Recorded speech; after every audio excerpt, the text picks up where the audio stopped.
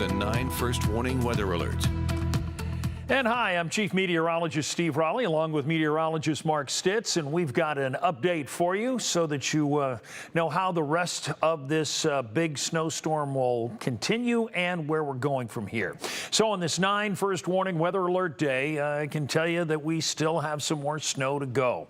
At the moment, we're looking at snow all around the area. Our cameras point to all of these locations with more snow flying in most spots. Temperatures are in the teens around the area. Let me take you out to just outside of our building here at Mount Adams, and you'll notice the snow over the top of a lot of the streets there. It's scraped down in some locations. Speaking of the snow, of course, here are some snow reports, and they've come over the last couple of hours, so they may have lifted a little bit. But as we look at it, Middletown, you're leading the parade. A foot of snow, 10.5 in Hamilton.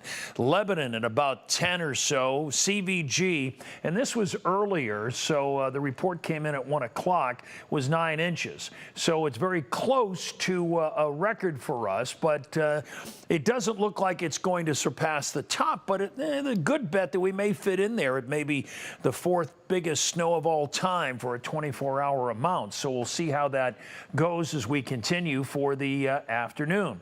Now, as we look outside, here's Western Hills. You'll notice the snow on the west side of town as well. Bring you over to Hillsboro. You folks are feeling a lot of snow, and it's blowing pretty good for you folks in Highland County. Back down Fort Washington way, we look at the temperature of 15, feeling like 0. That's going to be a big factor coming up. Okay, so our radar picture shows some holes in here.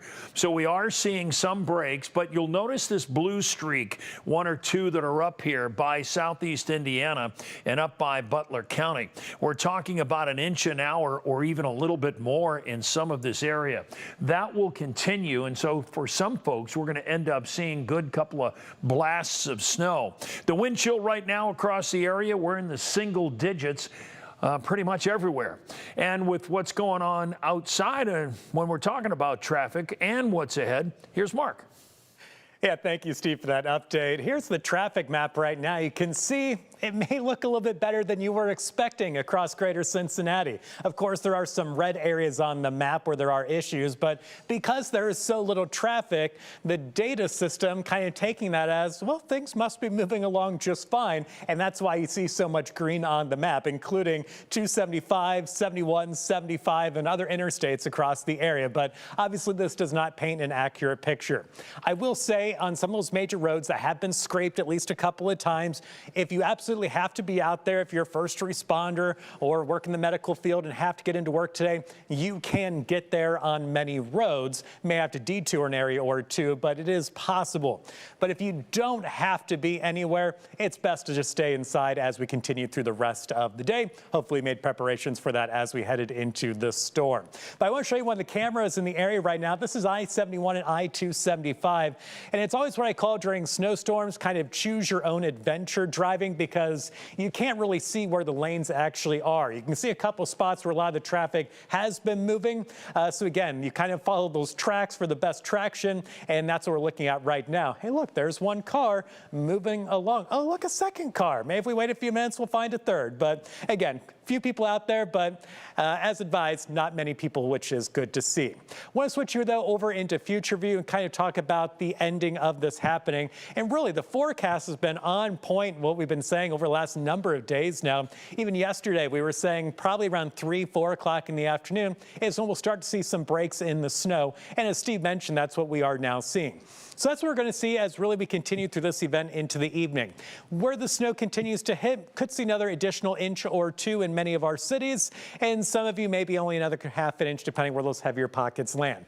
But there we are at 6 o'clock this evening. Some dry areas, but still where that dark blue is, some heavier pockets of snow still coming down. But I think once we get closer to 7, 8 o'clock, the bulk of the snow pushing up to the north and east. So really, the farther off towards the west you live, the sooner you'll see the snow end. The farther north and east you live up towards Wilmington, some of the last snowflakes will be flying for you a little bit later in the evening compared to the rest of us. And then our attention turns to the bitter cold. As we go into Monday morning, single-digit temperatures, and then tomorrow afternoon, we are looking at a mix of sun and clouds, but not much of that snow will be melting.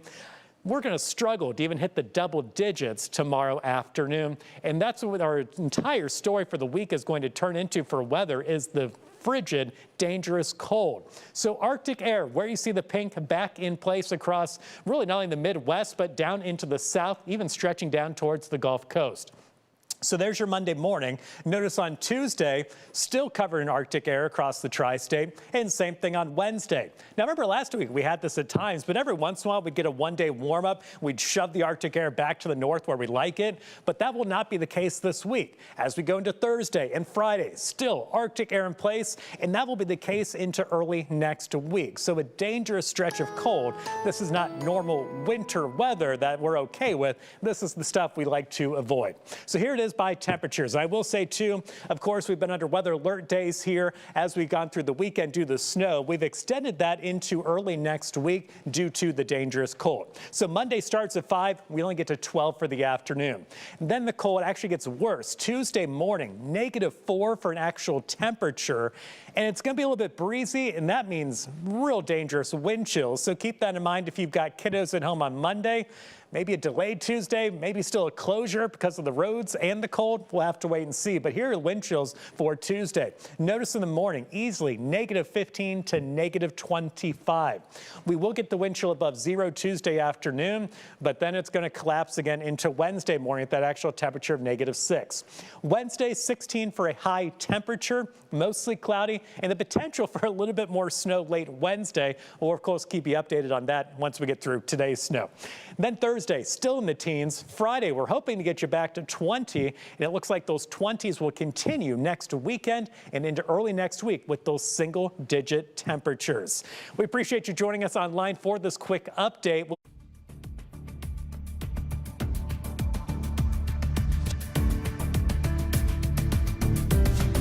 Did he ever express that he was really upset because he thought Tyler was a homosexual? Not even the slightest bit upset. With respect to the charge of bias intimidation, I did not get the sense at all that that was his motivation. And in that regard, because that is where the public outcry really came from, that he was somehow a cyber bully who was out to intimidate his gay roommate, I didn't think that was fair, because I don't think that's what his motivation was. He hasn't lived long enough to have any experience with homosexuality or gays. Had it been 3 or 4 weeks earlier, he might have been a juvenile. We wouldn't be even speaking here. 3 weeks into his college experience, and he finds out his sexual orientation has been broadcast.